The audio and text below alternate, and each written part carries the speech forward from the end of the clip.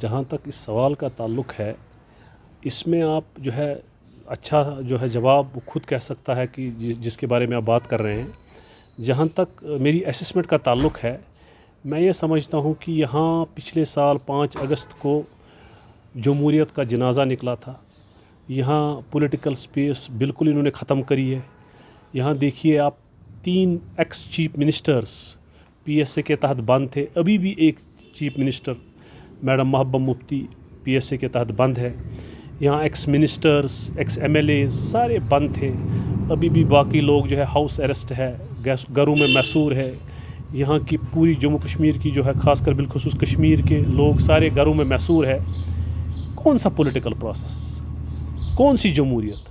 यहाँ तो by force ये हम पे हुकूमत करना चाहते हैं, जो ये कर रहे हैं। यहाँ कोई ख्याल लोगों के इमोशंस का, सेंटिमेंट्स का किसी को नहीं है। यहाँ देखें आप जो है पिछले साल से जो भी कोई बात कर रहा है, चाहे वो प्रेस जर्नलिस्ट है या कोई सियासतदान है, तो दूसरे दिन उसको जेल में भर दिया जाता है, दूसरे दिन उसके ख़िलाफ़ जो है केसेस होते हैं। तो यहाँ तो आज बीजेपी और आरएसएस वाले जो है सर्टिफिकेट देते हैं कि नेशनलिस्ट कौन है और जो है एंटी नेशनल कौन है। यहाँ तो जिन्होंने 70 साल काम किया है आज सबको ये एंटी नेशनल कहते हैं। ये तो सब लोगों को कहते हैं कि आप एंटी नेशनल हो। तो मुझे लगता है इससे जो है ख़राबी हो रही है, डिज़ास्टर्स हो रहा है। तो जमहूरियत का कहीं नामो निशान नहीं है।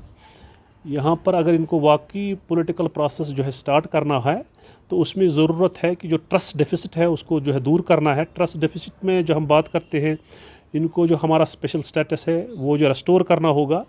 यहाँ देखिए आप जम्मू कश्मीर और लद्दाख के लोग जो है वो यूनाइट है इस बात पे कि हमारे साथ नाइंसाफ़ी हो रही है, हमारे बच्चों के साथ नाइंसाफ़ी हो रही है, हमारी ज़मीनें हमसे जा रही हैं, हमारे बच्चों का फ्यूचर जो है डार्क हो रहा है।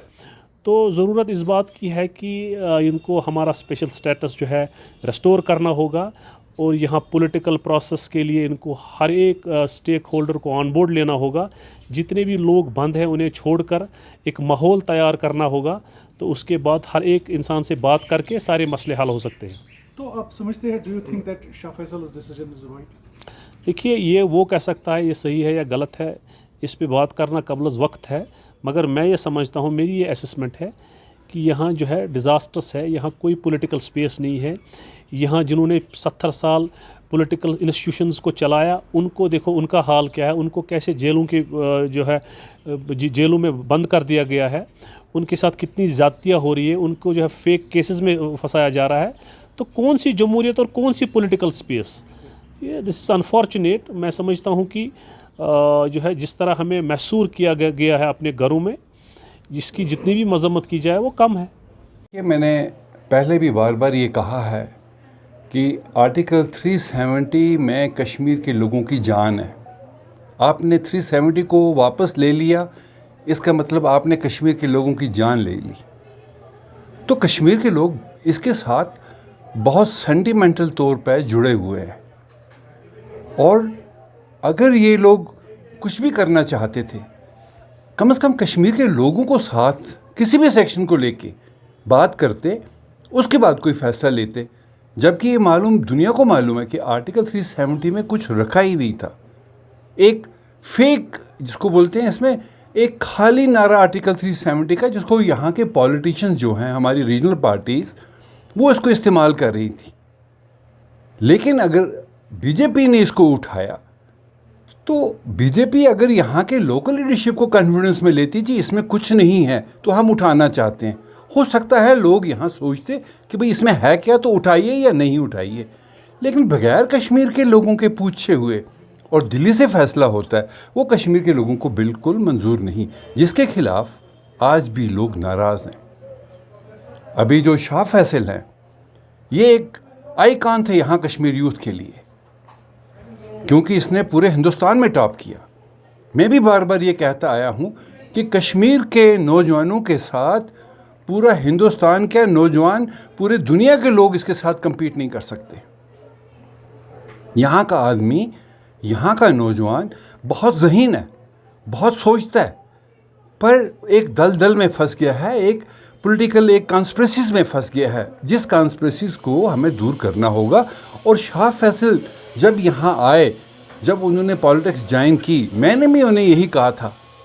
मैंने कहा क्या आप कोई नौजवानों के लिए कोई प्रोग्राम लेके आना चाहते हैं या कुछ है आपके पास प्रोग्राम? बट मेयर टेलिंग कि मैं पॉलिटिक्स में आ रहा हूँ नौकरी छोड़ के। उन्होंने पॉलिटिक्स ज्वाइन किया, लेकिन उनके पास कुछ भी नहीं था।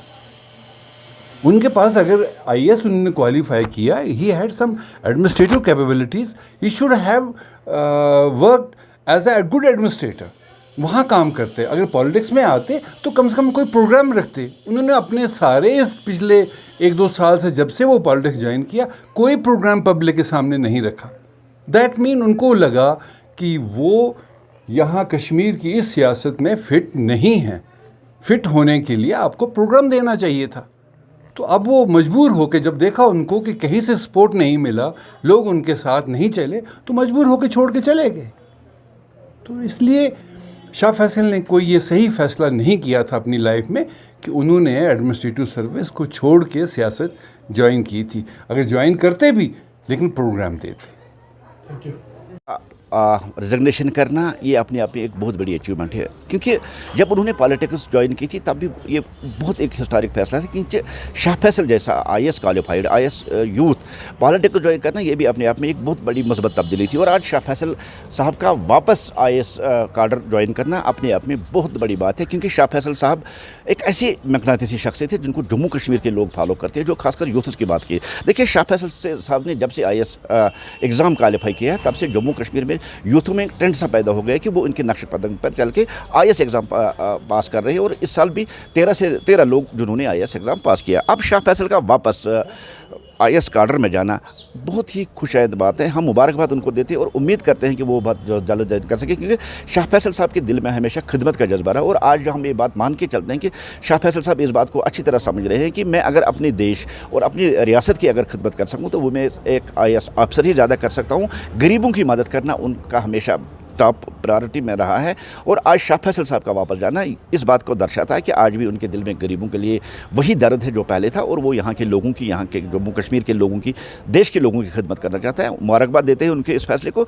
यही जो फैसला उनका है, ये आने वाले दिनों में जो जम्मू कश्मीर की जो ये इसको एकदम चेंज करेगा, क्योंकि यूथ्स उनको फॉलो कर रहे हैं। और अब ज़्यादा जो ट्रेंड होगा वो यही होगा कि जम्मू कश्मीर के जितने भी ज़्यादा नौजवान हैं वो IAS क्वालिफाई करके शाह फैसल की तरफ लोगों की खिदमत करना चाहेंगे, कर रहे हैं। देखिए, मैं इस बात को क्लियर कर दूं कि हर कोई पार्टी के लिए डेमोक्रेसी में कोई बंदिश नहीं होती और हर कोई पार्टी एक्टिविटीज़ करना चाहती है। और ये दूसरी बात है कि कुछ लोगों की दुकानें बंद हो गई, चाहे वो 370 हो, चाहे वो सेल्फ रोल हो, चाहे एटानमी हो। जो दुकानें आज तक चल रही थी वो दुकानें 5 अगस्त 2019 से बंद हो गई है। और अब उनके पास लोगों के लिए जाने के लिए, क्योंकि वो एक ही मुद्दा 70 साल तक लेके गए थे, हम एटानमी देंगे एटानमी, और को भी उन्होंने एटानमी दे नहीं पाए, कि वो खुद भी जानते थे हम ऐसा नहीं करते। लेकिन अब जो NC कह रहा है कि हम अपने एक्टिविटीज़ बंद करेंगे, उसका बेसिक रीज़न जो है, उनकी दुकानें बंद हो चुकी है, उनके पास लोगों के लिए कहने को कुछ नहीं है, वो लोगों के पास जा नहीं सकते, इसलिए अब बहाना करके, हीला करके वो लोगों से दूर भाग रहे और कुछ भी नहीं। तो शाह फैसल भी दूर भाग रहे हैं? नहीं, शाह फैसल साहब ने तो अब बहुत नज़दीक आ गए हैं, वो लोगों की खिदमत करना चाहते हैं। उसको मुबारकबाद देते हैं कि उन्होंने ऐसा फैसला ले लिया है कि वो डायरेक्ट लोगों के साथ बैठ के लोगों की खिदमत कर सके, क्योंकि